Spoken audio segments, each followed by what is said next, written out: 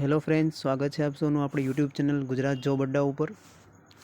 મિત્રો, સાબરકાંઠા જિલ્લામાં traffic brigade એટલે કે ટીઆરબીની ભરતી આવી છે કે જેની અંદર સાબરકાંઠા જિલ્લા ખાતે ટ્રાફિક સંચાલનમાં સહાયક તરીકે નીચે મુજબની લાયકાત ધરાવતા પુરુષ સેવકો ટ્રાફિક બ્રિગેડમાં માનદ સેવા લેવા માટે અરજી મંગાવવામાં આવે છે। એટલે માત્ર અહીંયા પુરુષો માટે જ છે, બહેનો માટે નથી। જેની અંદર પોલીસ સ્ટેશનની શાખા ટ્રાફિક શાખા છે, પ્રાંતિજ પોસ્ટ, તલોદ પોસ્ટ અને વડાલી પોસ્ટ એમ કરીને ટોટલ 12 જગ્યા માટે અહીં અરજી મંગાવવામાં આવી છે। જેની અંદર ઉંમરની વાત કરીએ તો ઉંમર રહેશે 18 થી 40 વર્ષ। શૈક્ષણિક લાયકાત ધોરણ 9 પાસ કે તેનાથી વધુ। પુરુષ ઉમેદવારો માટે ઊંચાઈ 5.5 ફૂટ, પુરુષો માટેનું વજન 50 કિલોગ્રામ।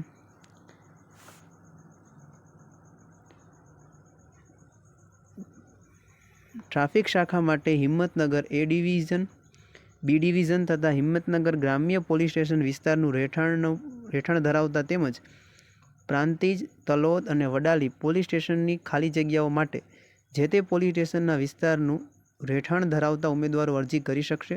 જેના પુરાવા તરીકે આધાર કાર્ડ, ચૂંટણી કાર્ડ, રેશન કાર્ડ રજૂ કરવાનું રહેશે। ભાડા કરાર કે એફિડેવિટ માન્ય ગણાશે નહીં। એટલે ટૂંકની અંદર જે સાબરકાંઠા અથવા તો આ જે વિસ્તાર અહીં દર્શાવ્યો છે એની અંદર વિસ્તારમાં રહેતા હશે એ જ લોકો આની અંદર અરજી કરી શકશે।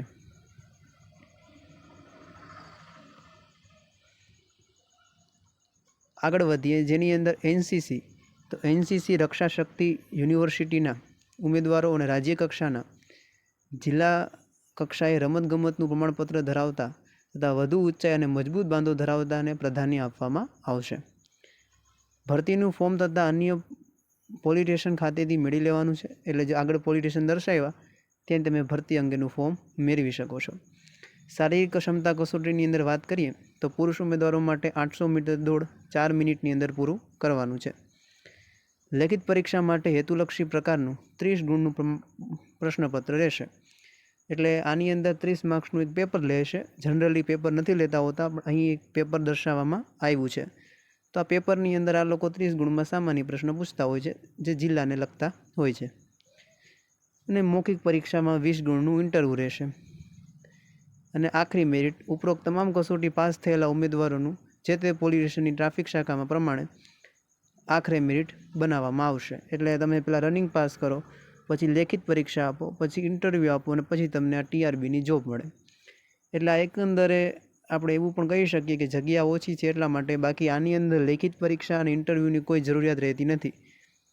આ કોઈ ગવર્મેન્ટ જોબ નથી, એક આ માનદ સેવા જેવું હોય છે। આની અંદર એટલો કોઈ સેલેરી કે પગાર એટલો આપવામાં આવતો નથી હોતો, રોજના 300 લેખે આપવામાં આવતું હોય છે। તો આની અંદર આ વસ્તુ મારા ખ્યાલથી યોગ્ય ન કહી શકાય, પણ રાખ્યું છે એટલા માટે।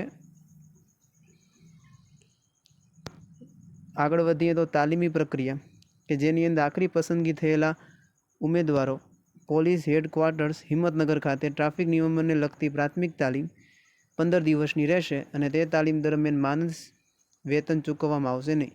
હવે એટલું ઇન્ટરવ્યૂ લીધું, લેખિત પરીક્ષા લીધી, ત્યાર પછી શું કહે છે કે તાલીમના 15 દિવસ, તો એનું કોઈ પગાર આપવામાં આવશે નહીં।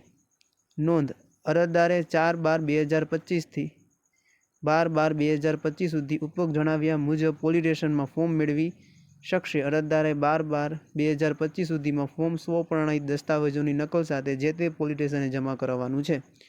એટલે આ 2 તારીખ ધ્યાનમાં રાખજો, 12/12/2024 અને 4/12/2024। સ્થળ છે હિંમતનગર। 3/12/2025 રજૂ કર્યું, પોલીસ અધિક્ષક શ્રી, એટલે સાબરકાંઠા હિંમતનગર। તો મિત્રો, આ છે આપણી ટીઆરબીની ભરતી, સાબરકાંઠાની અંદર છે।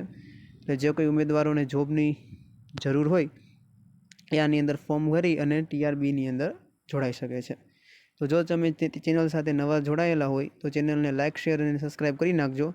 મિત્રો, આપણે આપણા આ યુટ્યુબ ચેનલ ઉપર ગુજરાતના 34 જિલ્લામાં જોબની માહિતી ઉપલબ્ધ કરાવીએ છીએ।